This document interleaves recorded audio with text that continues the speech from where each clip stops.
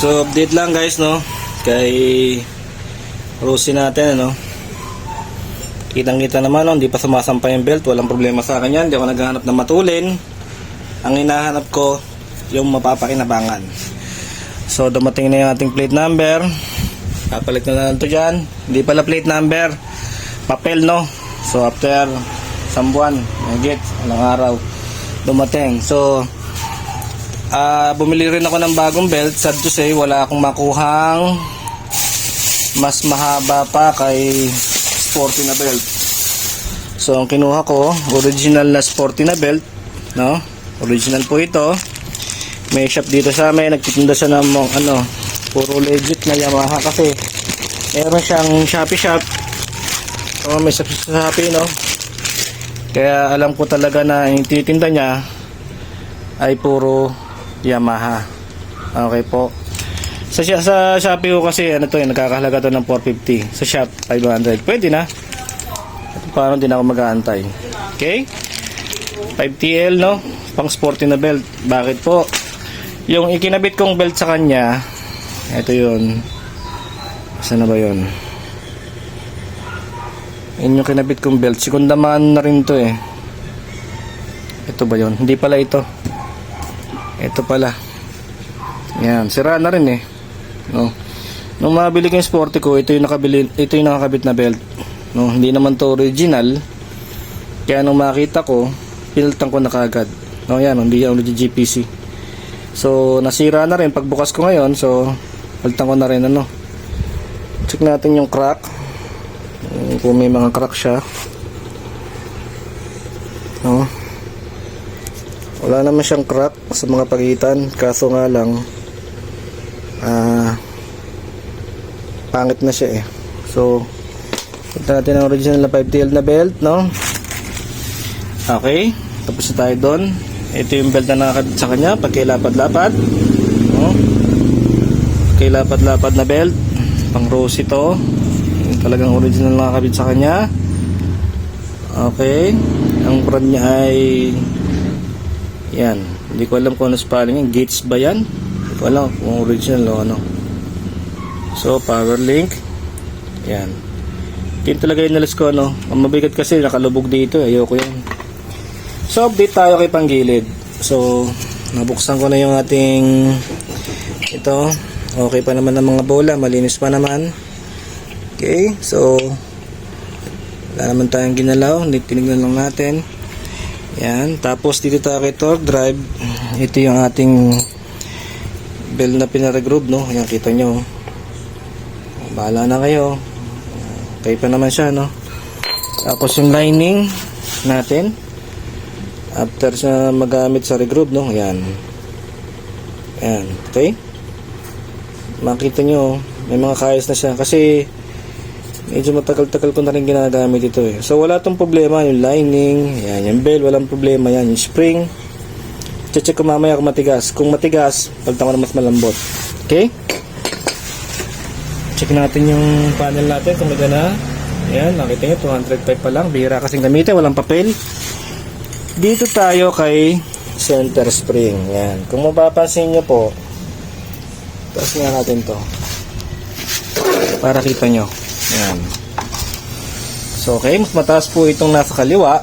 Tama ba? Kaliwa? O, kaliwa. Mas mataas. Ito yung naman sa kanan. Binili ko pang Aerox po ito, no?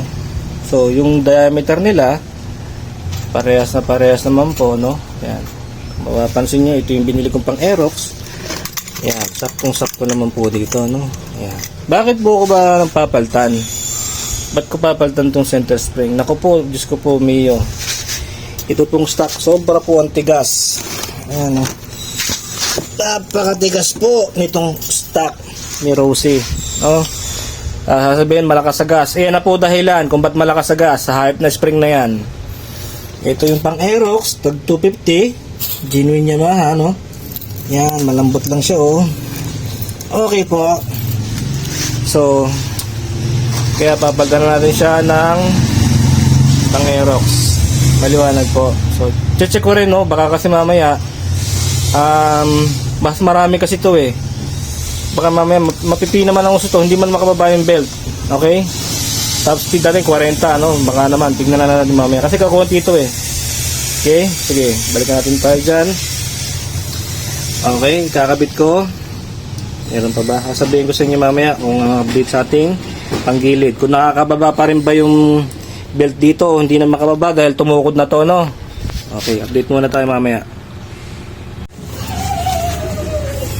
So, ito yung spring, no?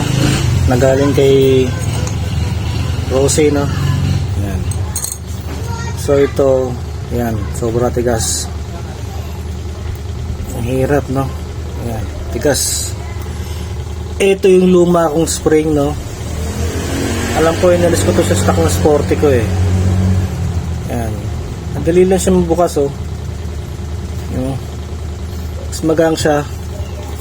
Mas madali siyang hilahin kumpara dito, oh. Tigas nito. So papalitan din natin ito spring para kahit na konting RPM hindi galit na galit, oh. Arangkada na kagad. Ito kasing si Rosy ko eh, ang taas ng RPM bago marangkada. So ito rin yun, no? Kailangan niya ng mataas na RPM para mahila niya to, para yung ating clutch lining bumuka. Okay? Bubuka siya, ganyan, no? Sobra taas kasi ng RPM, no? So babalitan natin ito ng stock na 800 RPM, no? Pang sporty. Kung sasabihin mas mahaba o mas parehas man sila mga sir, no? Ang pinagkakaiba na lang talaga yung tension. Masyadong mataas yung tension nito kumpara dito. Ayoko nung ganun, matakasagas. So bubuhin ko, update ko kayo after mabuo. Cut muna. Oh, nakalugog pa rin ng belt.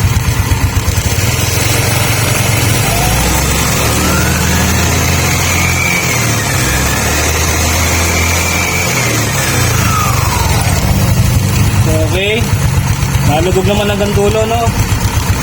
Hindi naman siya tigil. Ito pa.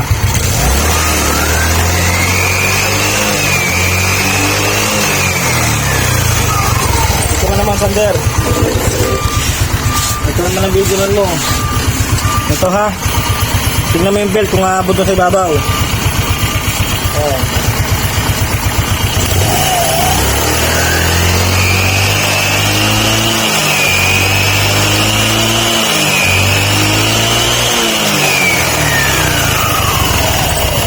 Okay. Hanggang saan? Hindi umabot, no? Hindi tumuntong. Yan. Bagong 5TL belt, no? Pang Mio Sporty. Okay. Okay na ako dyan. Masaya na ako dyan kasi konting gas ko lang dito. Namatay pa. Yan. Kasi dito, konting gas lang, no? Okay na ko yung ito. Yan, o. Konting gas lang, oh. Oh, mababa yung RPM. Dati kasi hatungal na yung makina, hindi pa nakausad yung motor. So happy na ako dyan. Stock clutch spring, center spring 800, bola hindi ko ginalaw, bago belt 5TL. Nakikita nyo lutang pa rin. Okay lang ako dyan. Okay na ako dyan, no? Walang makakuha ang belt mas mahaba. So okay na ako dyan, basta stock lang.